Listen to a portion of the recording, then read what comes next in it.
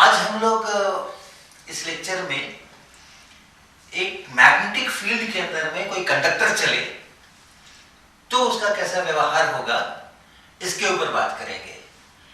Technical नाम इसका motional EMF ऐसा देते हैं।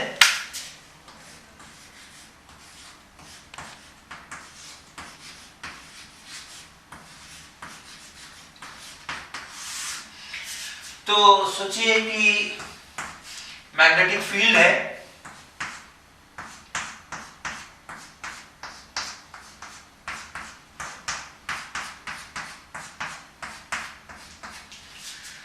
और मैग्नेटिक फील्ड के अंदर में कोई ऑब्जेक्ट, कंडक्टिंग ऑब्जेक्ट मूव कर रहा है, किसी वेलोसिटी से मूव कर रहा है। एक्सेस भी बना देते हैं, ये एक्स एक्सेस, ये Y axis, Z axis board से बाहर आता हुआ। तो यानी जो वेलोसिटी है ऑब्जेक्ट की वो हमने एक्स डायरेक्शन में ली है। जो मैग्नेटिक फील्ड है वो नेगेटिव जेड डायरेक्शन में है। क्रॉस का मतलब है कि ये बोर्ड के अंदर जा रहा है डायरेक्शन। तो मैग्नेटिक फील्ड हम लिखते हैं B नॉट माइनस के कैप, ये इसका डायरेक्शन है मैग्नेटिक फील्ड का। और वेलोसिटी जो है इसको आप लिख सकते हैं VI कैप। ये जो मैग्नेटिक फील्ड हम लिख रहे हैं वो इस ऑब्जेक्ट से दूर का है, यानी ऑब्जेक्ट नहीं था उस समय, ये यूनिफॉर्म मैग्नेटिक फील्ड था। अब इस कंडक्टिंग ऑब्जेक्ट के कारण से थोड़ा परिवर्तन आसपास हो सकता है, लेकिन अदरवाइज ये एक यूनिफॉर्म मैग्नेटिक फील्ड ऐसा है। तो पहले सोचिए इनके फ्री इलेक्ट्रॉन्स का क्या होगा। कंडक्टर है मतलब फ्री इलेक्ट्रॉन्स हैं, और इलेक्ट्रॉन्स इसके साथ में, इस ऑब्जेक्ट के साथ में ही हैं। तो जब ये चल रहा है तो वो जो इलेक्ट्रॉन्स हैं वो भी चल रहे होंगे, और इलेक्ट्रॉन्स अगर चल रहे होंगे तो मैग्नेटिक फील्ड के कारण से उसके ऊपर फोर्स बनेगा। अगर ये वेलोसिटी इस तरफ को है और मैग्नेटिक फील्ड अंदर को है तो आप QV क्रॉस B करके देख सकते हैं कि जो फोर्स होगा फ्री इलेक्ट्रॉन्स पे वो नीचे की ओर होगा। तो सामान्यतः अगर कोई चार्ज पार्टिकल चलता रहे और मैग्नेटिक फील्ड हो, वेलोसिटी उसके परपेंडिकुलर हो किसी समय, तो वो एक सर्कल के अंदर चलता है। तो यहाँ पे इसको सर्कल में चलने की तो इलेक्ट्रॉन को स्वतंत्रता नहीं है, क्योंकि ये फ्री स्पेस तो है नहीं, इसको अंदर भी बहुत सारा कुछ मटेरियल है, और उसके बाद फाइनली बाउंड्री इसकी। तो कुल मिलाकर के वो सर्कुलर मोशन का हिसाब नहीं करिएगा, लेकिन नीचे की तरफ एक फोर्स होने के कारण से इलेक्ट्रॉन्स इधर को जमा होंगे, और जो इधर का साइड है, उल्टा साइड है, वहां कुछ पॉजिटिव चार्जेस आएंगे, तो इसके अंदर एक इलेक्ट्रिक फील्ड बन सकता है। और चार्जेस जो आएंगे यहाँ पे, जो नेगेटिव चार्जेस आएंगे और जो पॉजिटिव चार्जेस आएंगे, वो चल रहे होंगे इस ऑब्जेक्ट के साथ। उनके चलने के कारण से एक करंट भी बनेगा, और उस करंट का मैग्नेटिक फील्ड भी बनेगा। उसके कारण से यहाँ का, इसके आसपास का, अंदर का, आसपास का मैग्नेटिक फील्ड भी थोड़ा चेंज हो सकता है, और इसके कारण से कुछ इलेक्ट्रिक फील्ड भी बनेगा। वो इलेक्ट्रिक फील्ड तैयार होगा। अगर ये कंडक्टर नहीं था जिस समय, कोई इलेक्ट्रिक फील्ड नहीं था, लेकिन इस कंडक्टर के चलने के कारण से, चार्जेस सेपरेट होने के कारण से, कुछ इलेक्ट्रिक फील्ड भी इसके अंदर और आसपास हो सकता है। तो हम ये जानने की कोशिश करेंगे कि ये कितना इलेक्ट्रिक फील्ड बन गया, कितना मैग्नेटिक फील्ड बन गया, और वो जो इलेक्ट्रिक फील्ड बना तो उस इलेक्ट्रिक फील्ड के कारण से यहाँ क्या जनरेट हुआ, वही ईएमएफ बन जाता है उस इलेक्ट्रिक फील्ड के कारण से। लेकिन सबसे पहले हम लोग ये करेंगे कि इसमें कितना इलेक्ट्रिक फील्ड है और कितना मैग्नेटिक फील्ड है। ये करने के लिए हम इस ऑब्जेक्ट के फ्रेम में जाना चाहेंगे, और ऑब्जेक्ट के फ्रेम में जाके पहले हम इस सिचुएशन को एनालाइज कर लें, और फिर वापस इस लैब के फ्रेम में आकर के अपने प्रश्नों के उत्तर करेंगे। तो ये जो लैब का फ्रेम है इसको हम एस फ्रेम बोले, और जो ऑब्जेक्ट का फ्रेम है इसको हम एस प्राइम फ्रेम बोले, जो भी इसकी तरफ v वेलोसिटी से ये चल रहा है। तो ये हम दूसरा फ्रेम बना रहे हैं, x prime, y prime, z prime. s की तुलना में s प्राइम ये दाहिनी तरफ अगर s से देख रहे हैं तो ये फ्रेम ऐसा चल रहा है, तो ऑब्जेक्ट इसके अंदर में स्थिर है। जो ऑब्जेक्ट है वो इसके अंदर में स्थिर है, इस फ्रेम के साथ में ये फिक्स्ड है। हम ये अब नहीं दिखाएंगे इसको यहाँ पे। तो इस फ्रेम में, ऑब्जेक्ट के फ्रेम में हम पहले जाएं और यहां देखें क्या इलेक्ट्रिक फील्ड है और क्या मैग्नेटिक फील्ड है। कैसे हम जोड़ते हैं, कैसे, जहां मुझको अगर मैग्नेटिक फील्ड इलेक्ट्रिक फील्ड पता है एस फ्रेम में, तो एस प्राइम फ्रेम में कितना उसको होना चाहिए, क्या रिलेशन है। तो मान लीजिए जो एस फ्रेम है इसमें जो इलेक्ट्रिक फील्ड है वो E है और मैग्नेटिक फील्ड है वो B है। उसी को आप देखते हैं इस प्राइम फ्रेम से, तब जो इलेक्ट्रिक फील्ड दिखता है वो E प्राइम है और जो मैग्नेटिक फील्ड दिखता है वो B प्राइम है।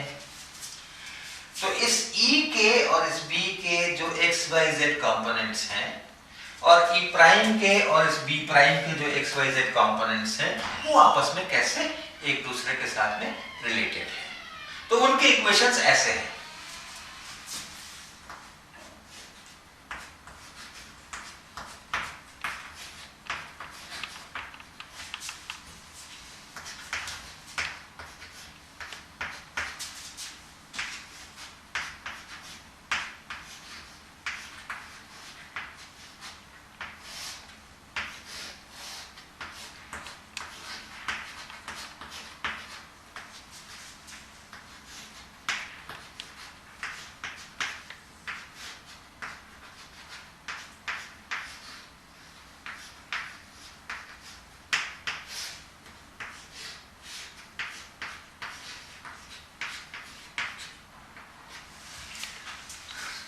जो x कंपोनेंट है इलेक्ट्रिक फील्ड का वो बराबर है दोनों फ्रेम्स में, और x डायरेक्शन में इस प्राइम की वेलोसिटी है, ध्यान रखिएगा। तो उस डायरेक्शन के कंपोनेंट्स बराबर हैं। y कंपोनेंट s प्राइम में ey प्राइम बराबर ey minus vbz by square root 1 minus v square by c square, और इसी तरह ez प्राइम बराबर ez plus vby square root 1 minus B square by C square. और magnetic field के लिए भी ऐसे रिलेशंस हैं। B X prime is same as B x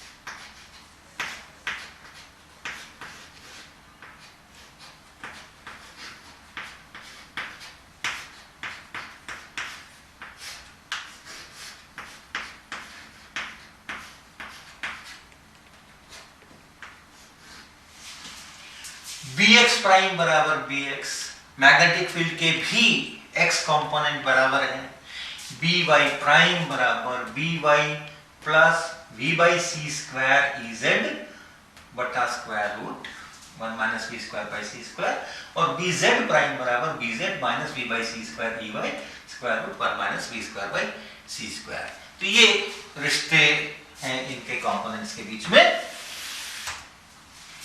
अब हम अपने सिस्टम पर आते हैं और सबसे पहले ये जो ऑब्जेक्ट है, कंडक्टिंग ऑब्जेक्ट है एस प्राइम में जो स्थिर है, उससे दूर के हिस्से में हम इलेक्ट्रिक फील्ड और मैग्नेटिक फील्ड रखते हैं। ये कंडक्टर आने के कारण से डिस्टर्ब कुछ आसपास का हुआ होगा, लेकिन अदरवाइज कंडक्टर जब नहीं था तब, या कंडक्टर से दूर जो हमारे फील्ड्स हैं उनको हम देखते हैं। तो एस प्राइम में हम क्या पाते हैं, कहां से शुरू किया था हमने एस प्राइम में? एस प्राइम में मैग्नेटिक फील्ड था B not minus k cap और कोई इलेक्ट्रिक फील्ड नहीं था, E बराबर 0। एस प्राइम में जो इलेक्ट्रिक मैग्नेटिक फील्ड है अवे फ्रॉम दिस ऑब्जेक्ट वो ऐसा है, E बराबर 0, B बराबर इतना। कंपोनेंट्स में Ex बराबर 0, Ey बराबर 0, Ez बराबर 0, Bx बराबर 0, By बराबर 0, Bz बराबर -B0।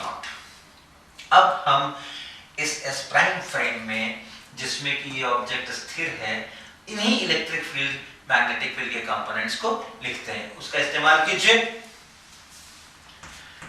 Ex प्राइम बराबर Ex है और इसलिए 0,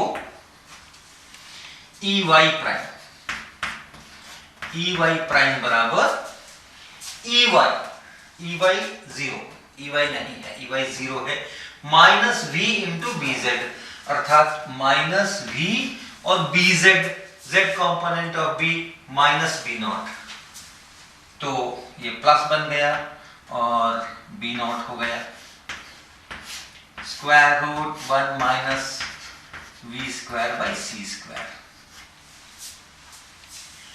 इसका इस्तेमाल कर रहे हैं। Ey बराबर 0 है, Bz बराबर -B0 है, और Ez प्राइम को देखिए, Ez प्राइम बराबर Ez जो कि 0 है यहां पे, और यहां पर By वो भी 0 है, y कंपोनेंट कोई नहीं है, तो इसलिए Ez प्राइम बराबर 0। अब मैग्नेटिक फील्ड में आ रहे हैं। मैग्नेटिक फील्ड का x कंपोनेंट Bx प्राइम बराबर Bx 0, so this is equal to 0, then By prime बराबर By जो कि 0 है, plus V by C square into Ez जो कि 0 है, इसलिए ये भी 0 है, और Bz प्राइम बराबर Bz यानी -B0, -V by C square Ey 0 है, ये बटा square root 1 minus V square by C square. ये है हमारा जो ओरिजिनल इलेक्ट्रिक मैग्नेटिक फील्ड पैदा था, लगाया गया था, जिसमें इस कंडक्टिंग मटेरियल को चलाया गया था, वो ओरिजिनल फील्ड, उसका S प्राइम में ये उसके कंपोनेंट्स हैं, और इसमें हमने एक कंडक्टर को रख दिया है। S प्राइम से बात कर रहे हैं अब, इसलिए वो कंडक्टर स्थिर है, वो रख दिया गया है, वो चलाया नहीं जा रहा है। तो क्या होगा, अगर एक मैग्नेटिक फील्ड है और एक इलेक्ट्रिक फील्ड है और एक कंडक्टर रेस्ट में है, तो जो भी चार्ज डिस्ट्रीब्यूशन यहां वहां सरफेस पर आना है, वो जब आ चुका, स्टेडी स्टेट हो गया, उसके बाद मैग्नेटिक फील्ड इस पर कोई भी असर नहीं करेगा। जो भी चार्जेस आए गए होंगे, वो चार्जेस इस पर चूंकि स्थिर हैं, इसलिए ना कोई मैग्नेटिक फील्ड बनाएंगे और ना मैग्नेटिक फील्ड उन पर कोई फोर्स लगाएगा, ना कुछ करेगा।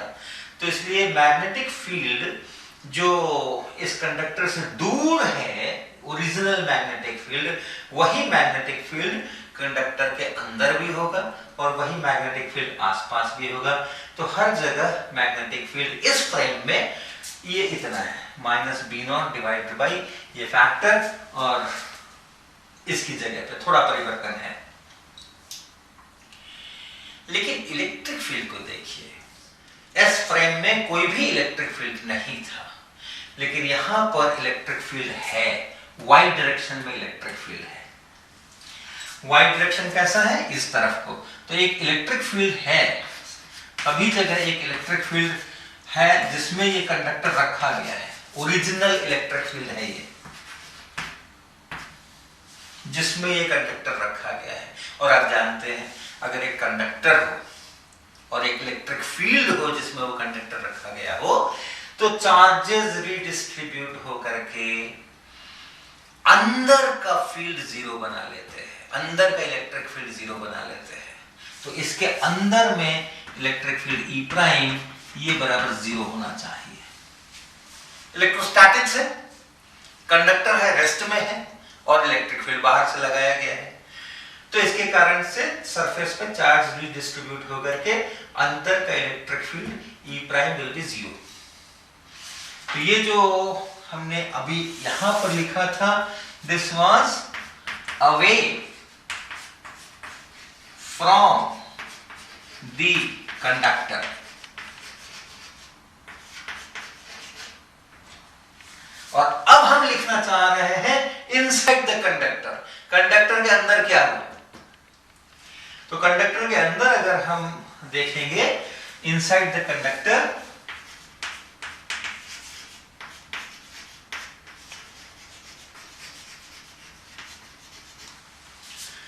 तो हम इलेक्ट्रोस्टैटिक्स का उपयोग कर रहे हैं। E prime is equal to 0, so E prime x component बराबर 0, E प्राइम का y कंपोनेंट बराबर 0 और E प्राइम का z कंपोनेंट बराबर 0। और अंदर में मैग्नेटिक फील्ड वही होगा जो बाहर में है, दूर है, क्योंकि मैग्नेटिक फील्ड से कोई इंटरेक्शन हो नहीं रहा है। जो ओरिजिनल मैग्नेटिक फील्ड लगाया गया था वही मैग्नेटिक फील्ड है। तो जो मैग्नेटिक फील्ड यहाँ है वही मैग्नेटिक फील्ड यहाँ भी है।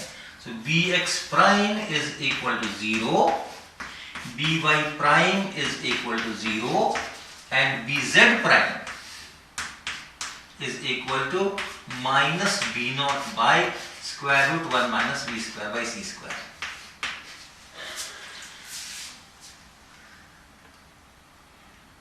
ये है कंपोनेंट्स इलेक्ट्रिक फील्ड और मैग्नेटिक फील्ड के इनसाइड द कंडक्टर। इस कंडक्टर के अंदर के फील्ड हमने लिखे हैं S प्राइम फ्रेम से, जहां ये कंडक्टर रेस्ट में है। और अब हम इसका वापस बैक ट्रांसफॉर्मेशन करना चाहते हैं लैब फ्रेम में। अब हम लैब फ्रेम में जाकर के देखना चाहते हैं कि कंडक्टर के अंदर क्या हो रहा है, क्या इलेक्ट्रिक फील्ड है और क्या मैग्नेटिक फील्ड है। बैक ट्रांसफॉर्मेशन के लिए आपको ऐसे ही रूल्स फिर से लिखने पड़ेंगे। और वो ट्रांसफॉर्मेशन के रूल्स क्या होंगे? वो होंगे Ex is equal to Ex prime, then Ey is equal to Ey prime plus V Bz prime divided by square root 1 minus V square by C square, and Ez is equal to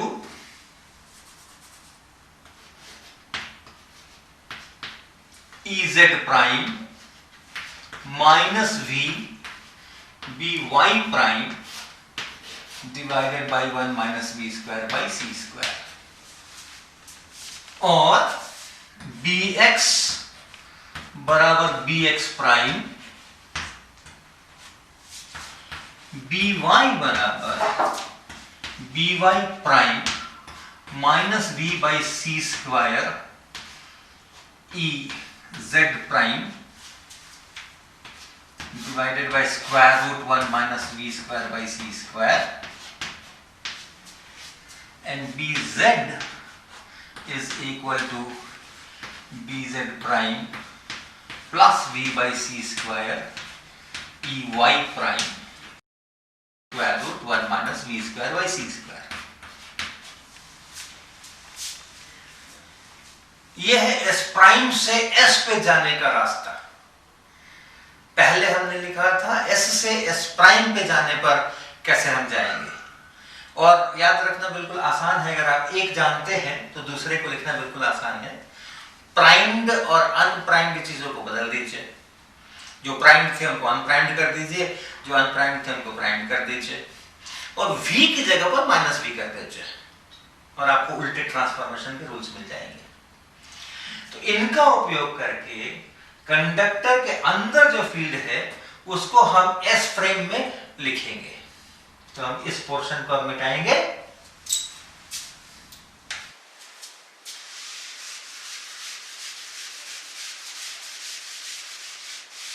तो इसका उपयोग करें और अंदर में जो electric magnetic field है उसको लैब फ्रेम से लिखें, अपने S फ्रेम से लिखें। Inside the conductor,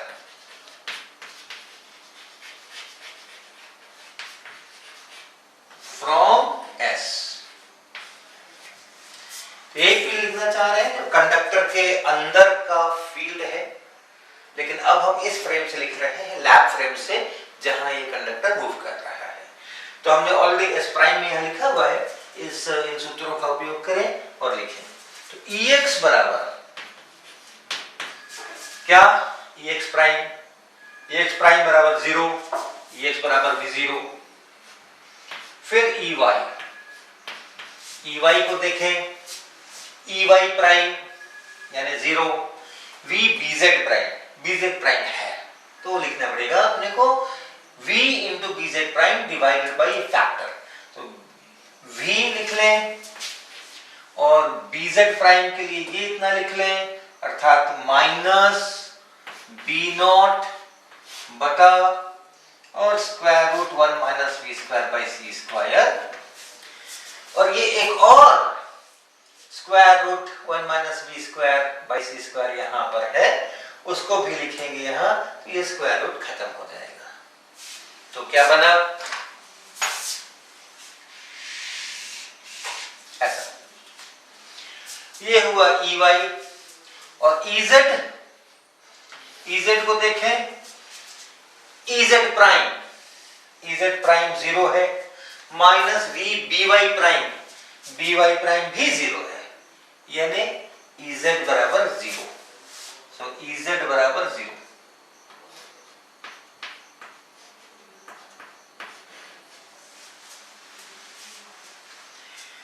इस फ्रेम में, लैब फ्रेम में, जहां ये कंडक्टर मूव कर रहा है, इस कंडक्टर के अंदर में एक कांस्टेंट फील्ड है, इलेक्ट्रिक फील्ड है, नेगेटिव वाई डायरेक्शन में ऊपर से नीचे की ओर, और मैग्नीट्यूड है उसका माइनस V0 डिवाइडेड बाई इतना। इसी तरह हम मैग्नेटिक फील्ड भी लिखें, Bx बराबर Bx प्राइम बराबर 0, तो Bx बराबर 0। फिर By बराबर By prime 0 minus V by C square, Ez prime 0, अर्थात By भी 0, और Bz बराबर Bz प्राइम और plus V by C square Ey prime.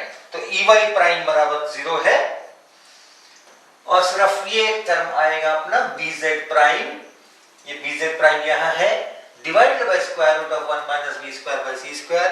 फिर से एक बार ये स्क्वायर रूट और ये स्क्वायर रूट मिलकर के खत्म हो जाएंगे। तो Bz क्या बना, Bz प्राइम अर्थात minus B0 divided by 1 minus V square by C square. तो हम ने अपना पूरा काम कर लिया, अपनी तैयारी कर ली। अब हमें पता है कि कोई कंडक्टर अगर किसी मैग्नेटिक फील्ड में v वेलोसिटी से चलता हो, यूनिफॉर्म मैग्नेटिक फील्ड में v वेलोसिटी से चलता हो, तो वैसी हालत में उसके अंदर में जो इलेक्ट्रिक फील्ड जनरेट होता है चार्ज डिस्ट्रीब्यूशन के कारण, वो इलेक्ट्रिक फील्ड इतना होता है, और जो मैग्नेटिक फील्ड इसके अंदर है वो बाहर के मैग्नेटिक फील्ड से, यानी इससे काफी दूर वाले मैग्नेटिक फील्ड से, या शुरू वाला जो मैग्नेटिक फील्ड लगाया था उससे थोड़ा डिफरेंट होता है। यहाँ पर देखिए, ये जो ओरिजिनल मैग्नेटिक फील्ड था वो ये था B0 minus K cap. Direction तो वही है अंदर वाले फील्ड की भी, क्योंकि Bx नहीं है, By नहीं है, लेकिन जो मैग्नीट्यूड है वो B0 से थोड़ा बड़ा हो गया है। अगर इसको आप BC कहें, कंडक्टर के अंदर का मैग्नेटिक फील्ड BC अगर कहें, और ये जो B है ये हमारा शुरू का ओरिजिनल मैग्नेटिक फील्ड है जिसमें हमने कंडक्टर को चलाया था। तो इस BC को आप लिख सकते हैं, देखें ये है B divided by 1 minus V square by C square.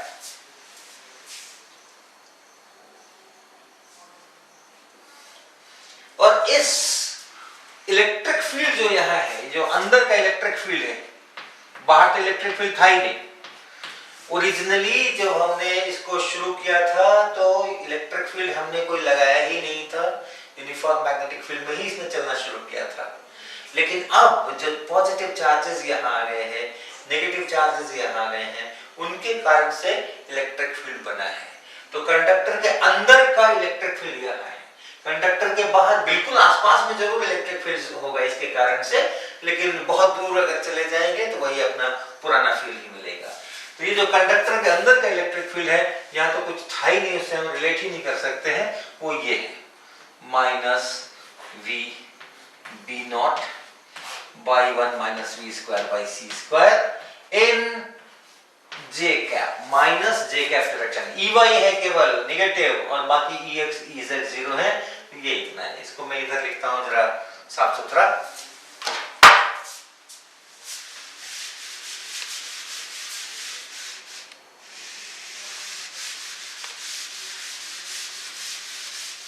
तो इस तरफ लिखते हैं इसको।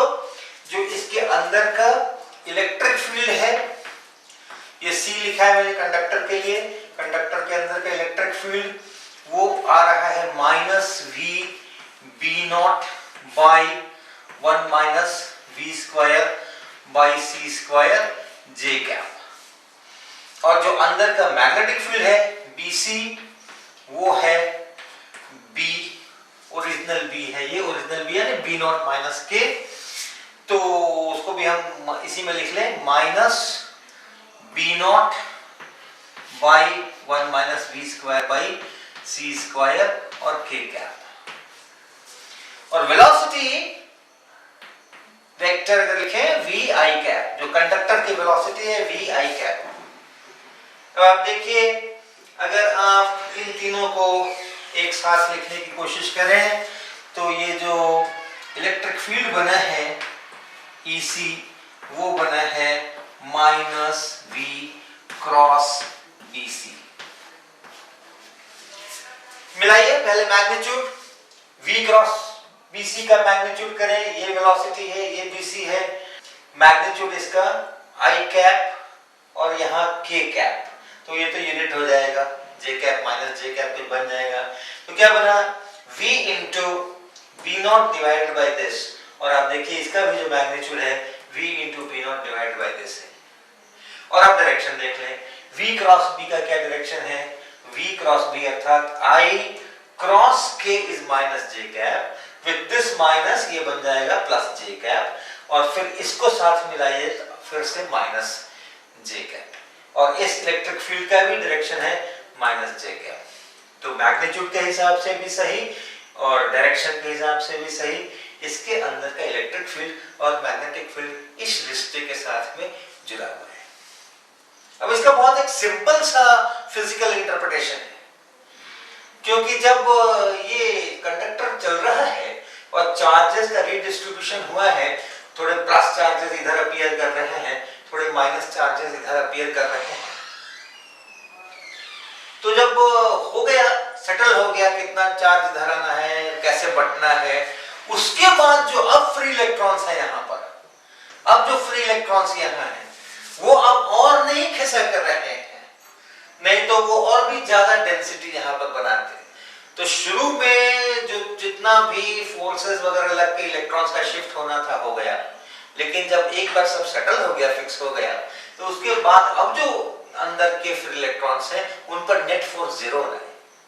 तो अंदर जो इलेक्ट्रिक फील्ड है, अंदर जो मैग्नेटिक फील्ड है, उसके कारण से अगर इस पर फोर्स देखेंगे इस इलेक्ट्रॉन के ऊपर, तो वो फोर्स बनेगा Q यानी माइनस स्मॉल e, और E जो अंदर का इलेक्ट्रिक फील्ड है प्लस V क्रॉस B।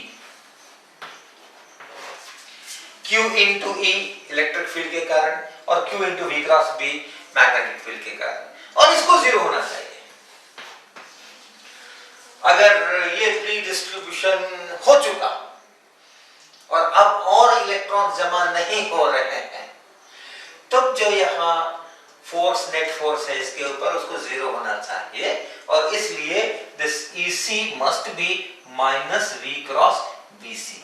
तो EC is minus V cross BC, जहां कंडक्टर के अंदर का इलेक्ट्रिक फील्ड EC ये है और कंडक्टर का मैग्नेटिक फील्ड ये है। तो पहले इधर का बोर्ड साफ कर ले।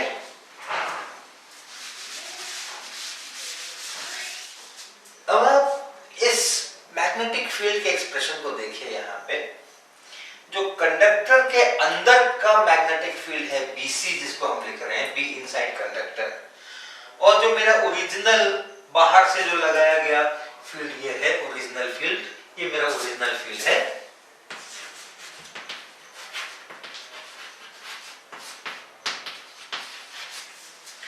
उसको अगर उसमें संबंध देखते हैं तो फर्क सिर्फ इस फैक्टर का है, 1 माइनस v²/c² का। अब v क्या है? कंडक्टर के चलने की चाल है, स्पीड है, और ये v speed of light c जो लिखा गया है उसकी अपेक्षा छोटा ही होगा, बहुत ही छोटा होगा। जो लैब सिचुएशंस हैं जनरल, उसमें v इससे c से बहुत छोटा होगा। सो v will be much less than c in general. और v अगर इस c के अपेक्षा बहुत छोटा है तो फिर ये फैक्टर ऑलमोस्ट 1 ही हो जाएगा। वैसी हालत में ये BC ये भी -B0k लिख सकते हैं हम, बहुत अच्छे अप्रोक्सीमेशन के साथ। अगर हमने इसको 1 कर लिया तो BC इज -B0k, यानी जो ओरिजिनल मैग्नेटिक फील्ड है उसका भी अगर आप इस्तेमाल करें तो भी हमारे इक्वेशंस जो है बहुत गलत नहीं होंगे। तब जो इलेक्ट्रिक फील्ड अंदर में बन रहा है ये तो नया बन रहा है, ओरिजिनली कोई भी इलेक्ट्रिक फील्ड नहीं है, और ये जो बन रहा है उसको आप लिख सकते हैं -v×,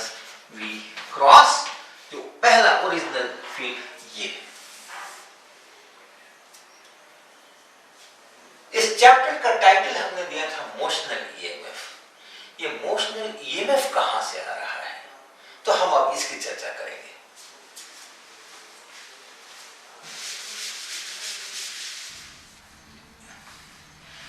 ये हमारा ओरिजिनल फील्ड है,